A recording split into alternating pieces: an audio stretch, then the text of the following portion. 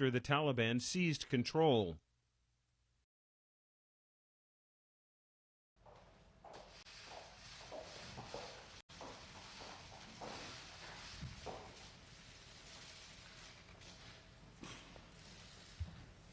Good afternoon.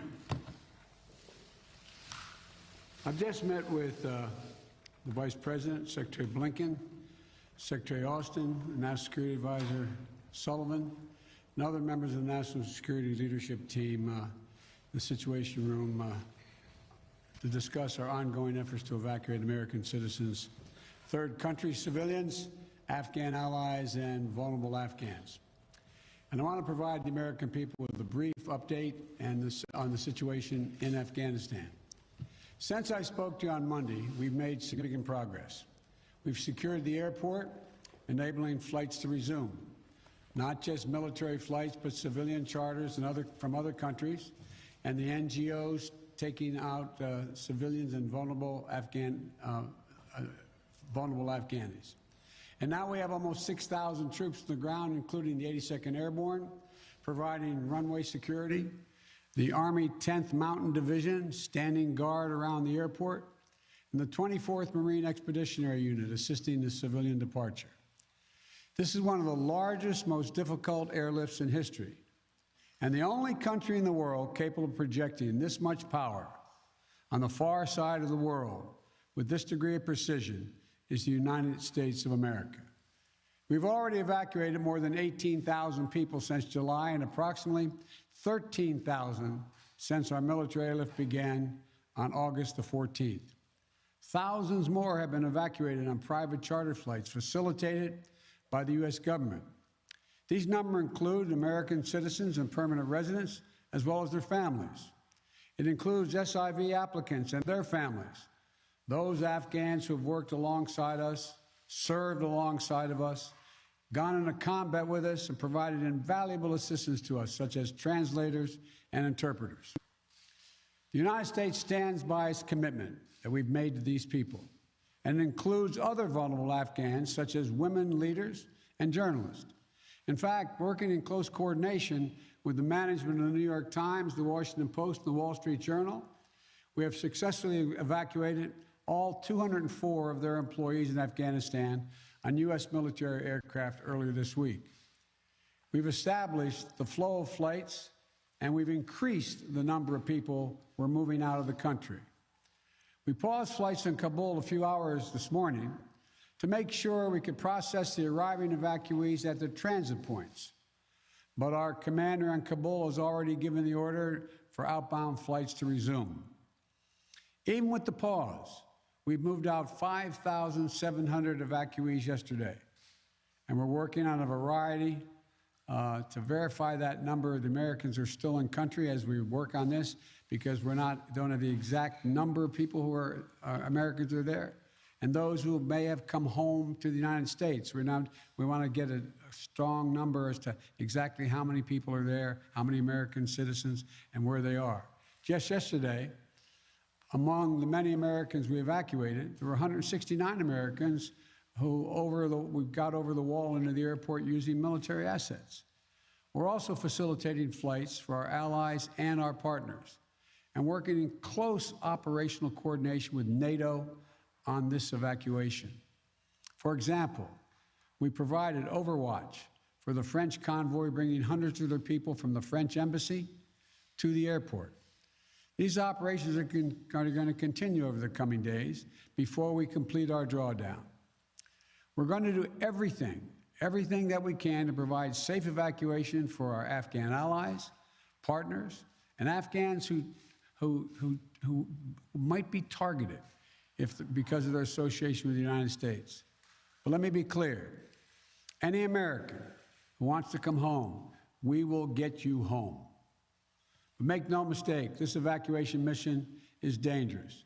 It involves risks to our armed forces, and it's being conducted under difficult circumstances. I cannot promise what the final outcome will be, or what it will be, that it will be without risk of loss. But as Commander-in-Chief, I can assure you that I will mobilize every resource necessary. And as an American, I offer my gratitude to the brave men and women of the U.S. Armed Forces who are carrying out this mission. They're incredible. And as we continue to work the logistics of evacuation, we're in constant contact with the Taliban, working to ensure civilians have safe passage to the airport. We are particularly focused on our engagements on making sure every American who wants to leave can get to the airport. Where we have been seeing challenges with Americans, for Americans, we have thus far been able to resolve them. We've made clear to the Taliban that any attack on our forces or disruption of our operations at the airport will be met with swift and forceful response. We're also keeping a close watch on any potential terrorist threat at or around the airport, including from the ISIS affiliates in Afghanistan who were released from prison when the prisons were emptied. And because they are, by the way, and make everybody understand that the ISIS in Afghanistan have been the sworn enemy of the Taliban. I've said all along, we're going to retain a laser focus on our counterterrorism mission, working in close coordination with our allies and our partners, and all those who have an interest in ensuring stability in the region. Secretary Blinken, who's with me today, met this morning with our NATO allies in consultation about the way forward, so that Afghanistan cannot be used in the future as a terrorist base to attack the United States or our allies. For 20 years, Afghanistan has been a joint effort with our NATO allies. We went in together, and we're leaving together. And now we're working together to bring our people and our Afghan partners to safety. In the past few days, I've also spoken directly with the British Prime Minister, Mr. Johnson, Chancellor Merkel of Germany, and President Macron of France. We all agreed that we should convene, and we will convene, the G7 meeting next week, a group of the world's leading democracies, so that together we can coordinate our mutual approach, our united approach on Afghanistan and moving forward. We are united with our closest partners to execute the mission at hand. We've also discussed the need to work with the international community to provide humanitarian assistance, such as food aid and medical care for refugees who have crossed into neighboring countries to escape the Taliban, and to bring international pressure on the Taliban with respect to the treatment of Afghan people overall, but including Afghan, particularly women and girls. The past week has been heartbreaking. We've seen gut-wrenching images of panicked people acting out of sheer desperation. You know, it's completely understandable. They're frightened, they're sad, uncertain what happens next. I don't think any one of us can see these pictures and not feel that pain on a human level. Now we have a mission to complete in Afghanistan. It's an incredibly difficult and dangerous operation for our military. We have almost 6,000 of America's finest fighting men and women at the Kabul airport. And we're putting their lives on the line, and they're doing it in a dangerous place to save other Americans, our Afghan allies, and citizens of our allies who went in with us. You know, I talk to our commanders on the ground there every single day, as I just did an hour or so ago. And I made it clear to them that we'll get them whatever they need to do the job. They're performing to the highest standard under extraordinarily difficult and dynamic circumstances. Our NATO allies are strongly standing with us, their troops keeping sentry alongside ours in Kabul, as is the case whenever I deploy our troops into harm's way. I take that responsibility seriously. I carry that burden every day, just as I did when I was vice president and my son was deployed to Iraq for a year. There'll be plenty of time to criticize and second guess when this operation is over. But now, I'm focused on getting this job done. I would ask every American to join me in praying for the women and men risking their lives on the ground in the service of our nation. As events evolve over the coming days, my team and I will continue to share the information and update the American people on exactly where things are. We'll use every resource necessary to carry out the mission at hand and bring to safety American citizens and our Afghan allies. This is our focus now. And when this is finished, we will complete our military withdrawal and finally bring to an end 20 years of American military action in Afghanistan. Thank you. May God bless you, our troops, our diplomats, and all those serving in harm's way. And now I'll take questions. AP, Zeke Miller. Thank you, Mr. President. You vowed in your election to usher in an era where Americans live up to your promises. You promised to lead Afghanistan, but you also promised not to help to bring out those who helped America in its war effort. We've seen these heart-wrenching images at the Kabul airport of people trying to get there, say nothing of the people who can't get to that airport. You made the commitment to get American troops out, to get American citizens out. Will you make the same commitment to those who assisted in the American war effort over the last 20 years, number one? And then number two, what is your message to America's partners around the world who have criticized not the withdrawal, but the conduct of that withdrawal and made them question America's credibility on the world stage? I have seen no question of our credibility from our allies around the world. I've spoken with our NATO allies. We've spoken with NATO allies, the Secretary of State. Our National Security Advisor has been in contact with his counterparts throughout the world and our allies, as has the General, I keep calling him a General, but my Secretary of Defense. The fact of the matter is, I have not seen that. As a matter of fact, the exact opposite I've gotten.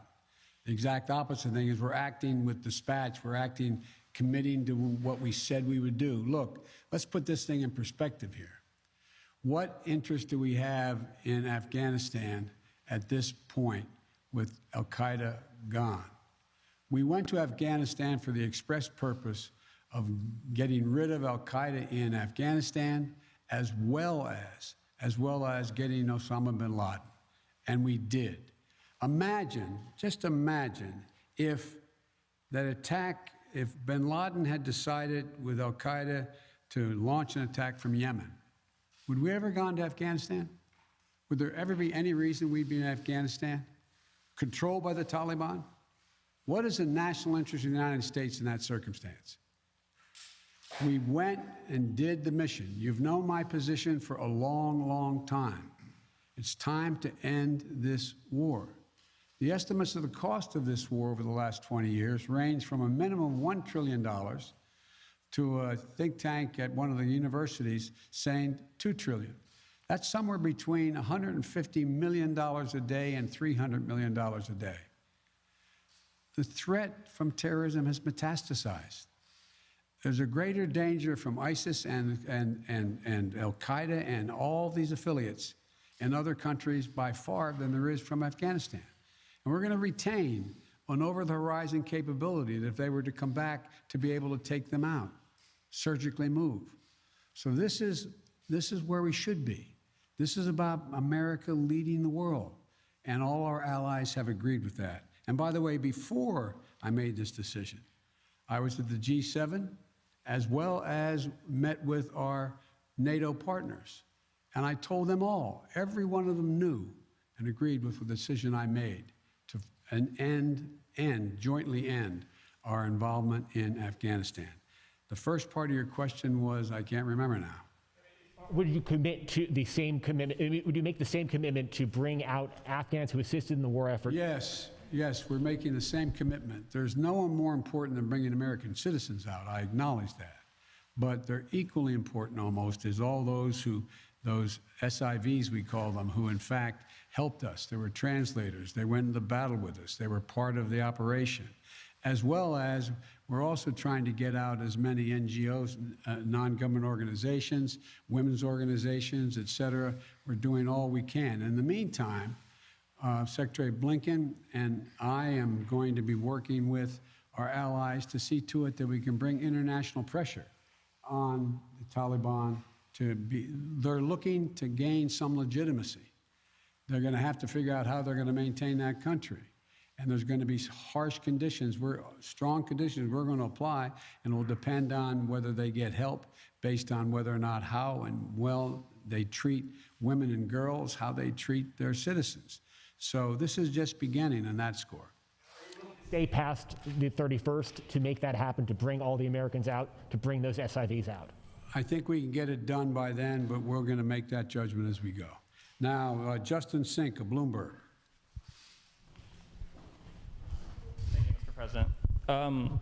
You just said that you would keep a laser focus on counterterrorism efforts, and that you don't see as great of a threat of terrorism from Afghanistan as other parts of the world.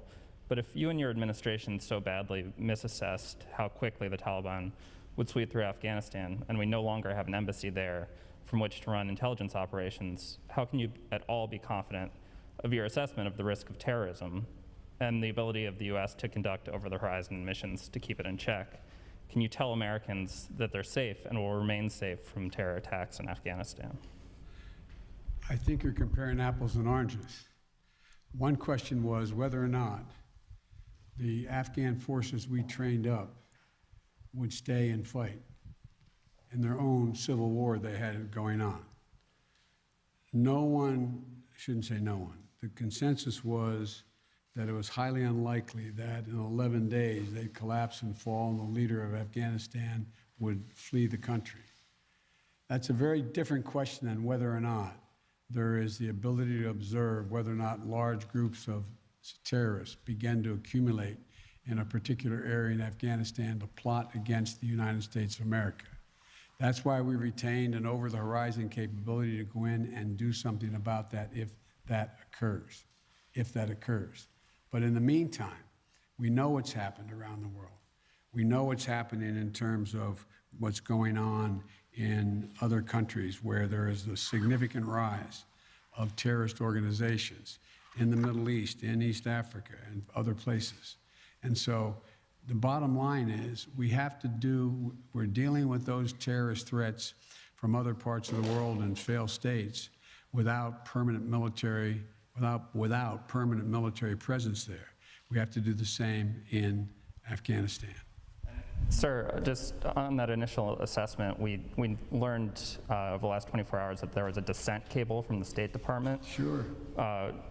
Saying that the Taliban would come faster through Afghanistan. Can you say why, after that cable was issued, the U.S. didn't do more to get Americans out? All kinds of cables, all kinds of advice. If you notice, it ranged from this group saying that they didn't say it'd fall when it did fall, but saying that it would fall, to others saying it wouldn't happen for a long time and they'd be able to sustain themselves through the end of the year. I made the decision. The buck stops with me. I took the consensus opinion. The consensus opinion was that, in fact, it would not occur, if it occurred, until later in the year. So it was my decision. Now, my next is Stephanie Ramos, ABC. Yeah. Thank you, Mr. President. 2 questions for you. The military has secured the airport, as you mentioned, but will you sign off on sending U.S. troops into Kabul to evacuate Americans who haven't been able to get to the airport safely? We have no indication that they haven't been able to get in Kabul through the airport. We've made an agreement with the Taliban thus far. They've allowed them to go through. It's in their interest for them to go through.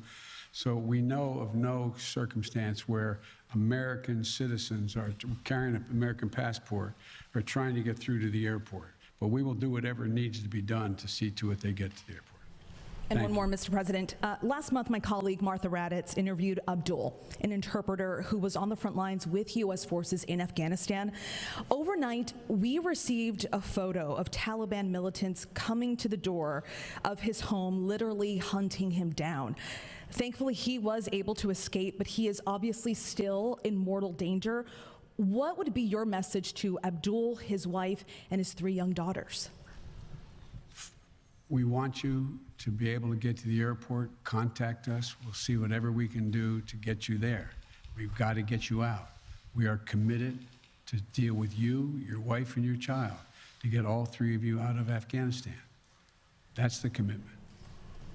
Thank you, sir. Meredith Lee of PBS NewsHour. You mentioned just now using every resource available for evacuations. Why haven't you ordered the military to expand the security perimeter around the Kabul airport? Do you have any plans to do so, given that will likely require more U.S. troops? And are you considering rescue operations to recover Americans and Afghan allies stuck behind Taliban checkpoints? The answer is yes to the last question. We're considering every opportunity and every means by which we could get folks to the airport. That's number one. Number two, the reason why we have not gone out and started and set up a perimeter way outside the airport in Kabul is that it's likely to draw an awful lot of unintended consequences in terms of people who, in fact, are not part of the Taliban. We've been in constant contact with the Taliban leadership on the ground in Kabul, as well as the Taliban leadership at Dahou. And we've been coordinating what we were doing. That's why we were able, for example, how we got all of our embassy personnel out, how we got everyone out of the embassy safely. That was the distance. That's how we helped get the French out and out of their embassy. So the question remains, there will be judgments made on the ground by the military commanders at the moment, and I cannot second guess each of those judgments to be made. But the idea of, again, let me get back to the fundamental point I made at the outset. When the decision was made by me that, and it was made some time ago, and I ran for president saying I wanted to get us out of Afghanistan. One of the things that is a reality is people now say to me and to others, and many of you say it on air, that why did we have to move because no Americans are being attacked? Why did we withdraw those, why did we agree to withdraw 2,500 troops? No Americans are being attacked. As I said before, the reason they weren't being attacked was part of an agreement that Trump had made a year earlier. We will leave by May 1st, he said, as long as there's no attack on Americans in that year period. Number one. Number two, the Taliban was taking large swaths of the countryside, north and south. None of the major areas, none of the major points of the capitals of each of these provinces. But they were all over the country. And the idea that if I had said on May the 2nd or 3rd, we are not leaving, we are staying, does anybody truly believe that I would not have had to put in significantly more American forces, send your sons, your daughters, like my son was sent to Iraq, to maybe die? And for what? For what? So the only rational thing to do, in my view, was to set up and pre-position American forces for the purpose of evacuation and the aircraft to pre-position those ahead of time so that we would be able to begin the process of evacuation of American citizens, SIVs, and others who helped us. The last point I'll make is this. Look, if we had decided 15 years ago to leave Afghanistan, it would have been really difficult. If we decided 5 years ago, if we continued the war for another decade and tried to leave, there's no way in which you'd be able to leave Afghanistan without there being some of what you're seeing now. But what we've done so far is we've been able to get a large number of Americans out, all our personnel at the embassy out, and so on. And thank God, so far, knock on wood, we're in a different position. Scott Detro. Scott, NPR. Thank you, Mr. President. I just want to follow up on something you said a moment ago. You said that there's no circumstances where American citizens cannot get to the airport. That doesn't really square with the images we're seeing around the airport, with the reporting on the ground from our colleagues who are describing chaos and violence. Are you saying unequivocally that any American who wants to get to the airport is getting there and getting past the security barrier and to the planes where they want to go? I thought the question was, how can they get through to the airport outside the airport? And the answer is, to the best of our knowledge, the Taliban checkpoints, they are letting through people showing American passports. Now, that's a different question when they get in the rush and crowd of all the folks just outside the wall near the airport. That's why we had to, I guess, was it yesterday or the day before, we went over the wall and brought in, how many? 169 Americans. So it is a process to try to figure out how we deal with the mad rush of non-Americans, those who didn't help, those who are not on the priority list, just any Afghan to be able to get out of the country. And so my guess is that no matter what, under what circumstances there's not a whole lot of Afghanis, there's a whole lot of Afghanis that just as soon come to America, whether they're any involvement with the United States in the past at all, rather than stay under Taliban rule or any rule. So what I was saying is that we have an agreement that they will let pass through the checkpoints that the Taliban control, let Americans through. But given this, given the negotiations with the Taliban, the scenes that we're seeing, can you just fully explain why the plan wasn't to go ahead with these evacuations of both Americans and allies before the drawdowns began, before Bagram was closed, looking back several months? Because whether it was now or several months from now, there seems to be a broad consensus that the Taliban would make these gains and these would be needed at some point. Well, yeah, at some point. But the point was that although we were in contact with the Taliban and Doha for this whole period of time, at some point wasn't expected to be the total demise of the Afghan National Force, which was 300 persons. Let's assume the Afghan National Force had continued to fight and they were surrounding Kabul. Be a very different story, very different story. But the overwhelming consensus was that they were not going to collapse. The Afghan forces, they were not going to leave. They were not going to just abandon and then put down their arms and take off. So that's what happened. Thank you very, very much. Thank you.